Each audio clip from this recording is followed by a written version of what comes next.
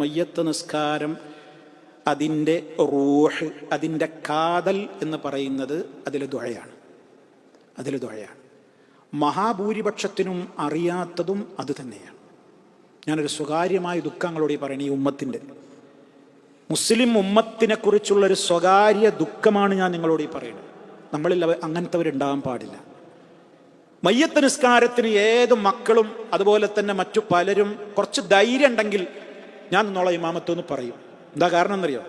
ആ നിസ്കാരത്തിൽ ഉറക്കെ ഒന്നും പറയണ്ട. ആ നിസ്കാരത്തിൽ ഉറക്കെ ഒന്നും പറയണ്ട. അങ്ങനെ ഒരു സൗകര്യം ഉണ്ടെങ്കിൽ ഫാത്തിഹ ഓതനുണ്ട്, പ്രശ്നമൊന്നുമില്ല. ബാലപാഠം പഠിച്ചവർക്കൊക്കെ ഫാത്തിഹ അറിയാം. സ്വലാത്ത് ചെല്ലുന്നുണ്ട്. നമ്മളെ നിസ്കാരത്തിൽ തശഹുദിൽ ചെല്ലുന്ന സ്വലാത്ത് ചെല്ലുക. അത് രണ്ടും പ്രശ്നമൊന്നും ഉണ്ടാവാറില്ല മിക്ക ആളുകൾക്കും. മൂന്നാമത്തത് പ്രശ്നമാണ്. അല്ലാന്നാര് പറഞ്ഞിട്ടും കാര്യമില്ല. ഈ ക്ലാസ് പിരിഞ്ഞു പോയിട്ട് നിങ്ങൾ കിടക്കുമ്പോൾ നിങ്ങളെ നെഞ്ചത്ത് കൈവച്ചിട്ട് നിങ്ങൾ ഓരോരുത്തരും സ്വന്തത്തോട് ചോദിക്കണം, എനിക്ക് ജനാസ നിസ്കരിക്കാൻ കൃത്യമായി ആ ദുആ പറയാൻ അറിയുമോ? ആണും ചിന്തിക്കണം, പെണ്ണും ചിന്തിക്കണം. അറിയുമോ? അള്ളാഹുവിനെ സ്തുതിക്കണം, നിലനിൽക്കാൻ പ്രാർത്ഥിക്കണം. അറിയില്ലേ? അടുത്ത നിമിഷം മുതൽ അത് പഠിക്കാൻ ആരംഭിക്കണം. അതിനു വേണ്ടിയാണ് ഞാൻ അത് പറയുന്നത്. നമ്മളെ ബന്ധപ്പെട്ട ഒരാൾ മരിച്ചിട്ട് അപ്പം ദുആന്റെ ബുക്ക് തിരഞ്ഞിട്ടൊന്നും ഒരു കാര്യമല്ല. അദ്കാറിന്റെ ആപ്പ് തിരഞ്ഞിട്ടും കാര്യമില്ല. അത് നിങ്ങൾക്ക് ആത്മാർത്ഥമായിട്ട് നിർവഹിക്കാൻ കഴിയൂല. അവിടുന്ന് മരിച്ചിട്ട് പഠിക്കേണ്ടതല്ല. നമ്മളെ ബന്ധപ്പെട്ട ആരെങ്കിലും മരിച്ചിട്ട് പഠിക്കേണ്ടതല്ല ജനാസ നിസ്കാരത്തിലെ ദുആ. മരിക്കണതിന് മുമ്പ് ചെയ്യേണ്ടതാണ്. ഞാനാവട്ടെ ആരാവട്ടെ, എൻ്റെ കുടുംബത്തിൽ ആരെപ്പോഴാണ് മരിക്കാൻ എനിക്കെന്താ ഗ്യാരണ്ടി? മറ്റുള്ളവർക്ക് എന്താ ഗ്യാരണ്ടി? അതങ്ങനെ എപ്പോഴും ഇങ്ങനെ റെഡി ആയിട്ടുണ്ടാവേണ്ടത്. അത് ഏറ്റെടുക്കാൻ ധൈര്യം വേണം. ഒരു വേള മയ്യത്ത് കുളിപ്പിക്കുന്നിടത്ത് പ്രവേശിക്കാൻ വരെ ധൈര്യം കാണിക്കണം. മുഴുവനായിട്ട് അറിയില്ലെങ്കിലും മറ്റുള്ളവർ കുളിപ്പിക്കുമ്പോൾ അതിൽ കയറാൻ ധൈര്യം കാണിക്കണം. എൻ്റെ വാപ്പനെയാണ് കുളിപ്പിക്കണം, അല്ലെങ്കിൽ എൻ്റെ ഉമ്മനെയാണ് കുളിപ്പിക്കണം. അവിടെ ഞാൻ ഉണ്ടാവണം. മറ്റുള്ളവരുണ്ടായിക്കോട്ടെ, പരിചയമുള്ളവരുണ്ടായിക്കോട്ടെ. ഒറ്റയ്ക്ക് എനിക്ക് പരിചയമല്ല, ധൈര്യമില്ല. എന്നാലും മൂന്നാളുണ്ടോ, നാലാമനായി നിങ്ങൾക്ക് കയറണം. നമ്മളെ ബാപ്പനെ, നമ്മളെ അമ്മനെ, നമ്മളെ ബന്ധപ്പെട്ടവരെ അവസാനമായി അണിയിച്ചൊരുക്കി പറഞ്ഞയക്കുന്ന, എന്നൊന്നും ജീവിതത്തിൽ മരണം വരെ നമ്മുടെ മനസ്സിൽ ഇങ്ങനെ തെളിഞ്ഞു നിൽക്കുന്ന ചിത്രമാണത്.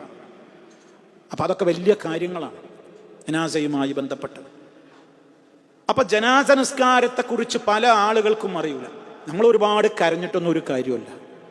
ഒരു മൂലക്കെ കിടന്നു കരഞ്ഞു, നിന്ന് കരഞ്ഞു, പൊട്ടിക്കരഞ്ഞു, മാഫി ഫായിദ, അവിടെ ഒന്നും കാര്യമില്ല. അവർക്ക് വേണ്ടി ചെയ്യേണ്ടത് ധൈര്യസമേതം ചെയ്യാൻ. ഖബറിലിറങ്ങാൻ ചാൻസ് കിട്ടോ? ഖബറിലിറങ്ങണം. പരിചയമുള്ളവരെ ഇറങ്ങിക്കോട്ടെ, കൂടെ നമ്മൾ ഉറങ്ങാം. ഒരു തലക്ക മയ്യത്ത് പിടിക്കാൻ ഞാനും ഇറങ്ങാം. അതൊക്കെ ശീലിക്കണം ഈ ഉമ്മത്ത്. ശീലിക്കണം, ധൈര്യം കാണിക്കണം. അവിടെ നിന്ന് നമ്മൾ വിട്ടുമാറി നിൽക്കരുത്. പിന്നെ കുറെ കാലം കഴിഞ്ഞിട്ട് കയറിച്ചിടുന്ന കാലത്ത് കിട്ടുന്ന അവസാന ചാൻസാണ്. അതൊക്കെ നമ്മൾ ശ്രദ്ധിക്കേണ്ട കാര്യങ്ങളാണ്. വേറെ ഏറ്റവും പ്രധാനമാണ് ഈ പറഞ്ഞ ഈ കാര്യം. ഞാൻ ജനാസ നിസ്കാരം ഓരോരുത്തരും ചോദിക്കുക. അള്ളാഹുവിന്റെ റസൂല് പഠിപ്പിച്ച ആ ദുആ സഹാബത്ത് പറയാണ്. അത് ഞങ്ങളിങ്ങനെ കേട്ടപ്പോ അള്ളാഹിന്റെ റസൂല് ആ ജനാസക്ക് വേണ്ടി ഇങ്ങനെ പ്രാർത്ഥിക്കുന്നത് സഹാബത്തിൽ കേൾക്കാൻ വേണ്ടിയിട്ട് കുറച്ച് ഉറക്ക നബി അതിങ്ങനെ ദുആ ചെയ്തു എന്നാണ് ചരിത്രത്തിൽ. നിസ്കാരം കഴിഞ്ഞപ്പോൾ സഹാബിമാർ പറയണ്, എന്താ പറഞ്ഞറിയോ? ആ കിടക്കണ മയ്യത്ത് ഞാനായെങ്കിൽ ഞാൻ കൊതിച്ചു പോയിന്ന്. അള്ളാഹിന്റെ റസൂലിന്റെ ആ ദുആ കേട്ടിട്ട് അങ്ങനത്തെ മുത്ത് ആശയങ്ങൾ അടങ്ങിയ സുപ്രധാനമായ എന്തൊക്കെ കാര്യങ്ങൾക്ക് വേണ്ടിയാ നമ്മൾ ആ മയ്യത്തിന് വേണ്ടി ദുആ ചെയ്യുന്നത്. അത് അർത്ഥമറിഞ്ഞ് ഒരു ജനാസക്ക് വേണ്ടി ചെയ്യാൻ നമ്മുടെ കൂട്ടത്തിൽ എത്ര പേർക്കറിയാം? ആരെയും കുറ്റം പറയല്ല. ഞാൻ എന്നോടാ ചോദിക്കണം, ഞാൻ എന്നോടാ ചോദിക്കണം. അങ്ങനെ ചെയ്യാൻ നമുക്ക് സാധിച്ചാൽ വലിയ പുണ്യമാണത്.